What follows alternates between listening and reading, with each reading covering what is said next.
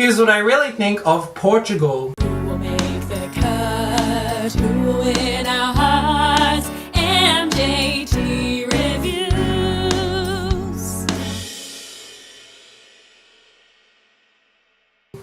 Mitchell James calling. Welcome back to MJT Reviews. In this video I'm talking about Conan. The song is like, I keep thinking telenovelas, but it's not.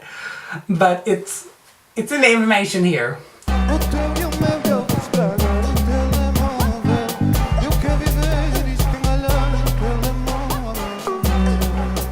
So let's talk about Portugal. I feel bad that I cannot give you a proper critique on this. I feel like I don't even know where to start with this, but I'm just going to say what I can about this. It's really bizarre for me. It's wacky and weird. It's not the first wacky and weird entry this year, but I will say, like, I'm gonna say there's two songs that are just kind of wacky and weird this year, which is interesting because 10 years ago we would have had numerous entries that are just in that wacky and weird category, and we've got some entries that are like on their own can stand their own, but then they've got a little bit of novelty in it, like I'm thinking Norway and Croatia.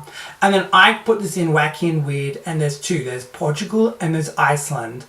I say the difference between Portugal and Iceland is that Iceland actually has a sophisticated song. It's just kind of not for everyone and just kind of unique and wacky and weird.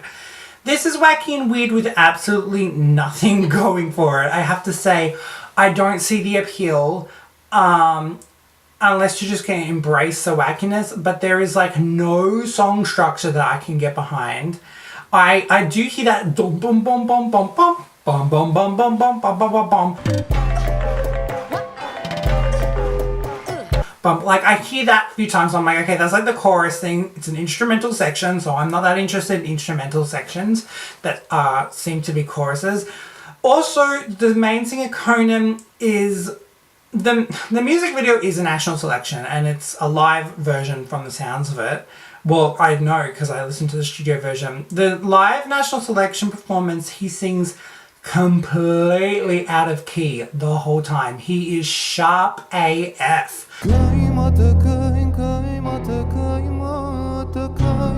And I can't deal with it. I can't bear listening to it.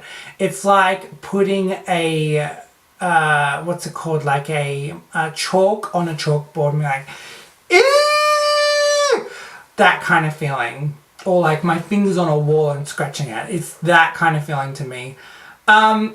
So the melody I didn't find very sophisticated. It didn't have much of a structure, like I said, and it kind of just like, oh, it doesn't go up into like crazy high, crazy low. It's just mid-range for him as well, and it keeps going around that mid-range. They have this dancer who, you know, is just doing his thing. They're dressed really oddly as well. They're just mismatched shoes. Everything like that. He's doing ballet in like, you know, basketball shoes or something. Yeah, and I found out later this is about telephones, the use of telephones and modern technology, I think. Kind of reminds me of the message of Italy 2017. And I don't know, like, I completely forget it once it's over. And it's just on its own level, which is not a good thing. Yeah, I don't know who would vote for it. It would really interest me to know who would vote for it and who would actually really like it and who it would be their favourite out of all entries this year. It would interest me because I don't think anyone musical would appreciate this. I think the jury are not going to get on board with this entry at all. And it's disappointing of an entry. I didn't actually follow the national selection this year. I know Stuart did, so I might ask him about his opinions on the national selection, but yeah, I don't know. They the thing that I quite found amusing was when the dancer kind of came in and then fell, and it looked like it was like a stage 4.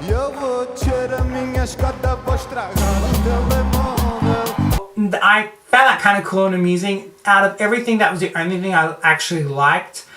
And yeah, so I don't know, the only thing I liked in the national selection were the use of lights as well. I thought that was really cool.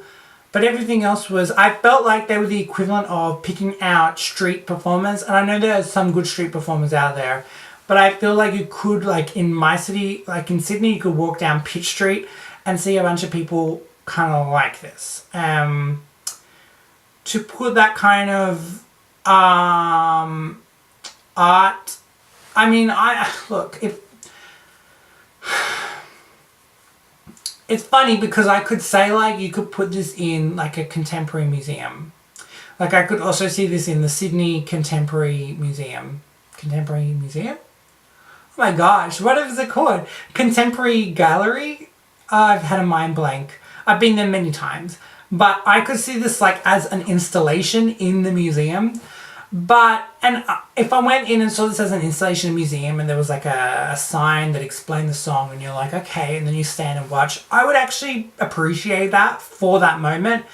But I wouldn't say that that has value in going into a song contest because I don't think it does. I don't think it can be a good song in a song contest. So, yeah, Portugal is back to its reputation before Salvador. But I mean, I do wish it well. It could do so much. It could like change, and it can't change for me. This song alone is just not good. So you can do anything visually, but the basis, your foundation is just not there. But I honestly do wish you well. I wish you the best that you can be in this entry, and yeah, but it's a big pass from me this year. And I've loved Portugal so many other times, but just not this year. So, bring back Susie! I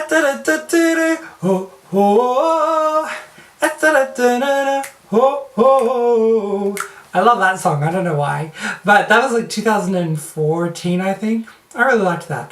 Anyway, that's it for now. I have jury members on this channel and they may have a completely different opinion of me of Portugal. I'll be really interested to see that. Subscribe to see videos like that and every other review of the countries this year. So we're almost done. Until next time, bonsoir Europe and goodbye. Who will make the cut? Who will win our hearts? MJT.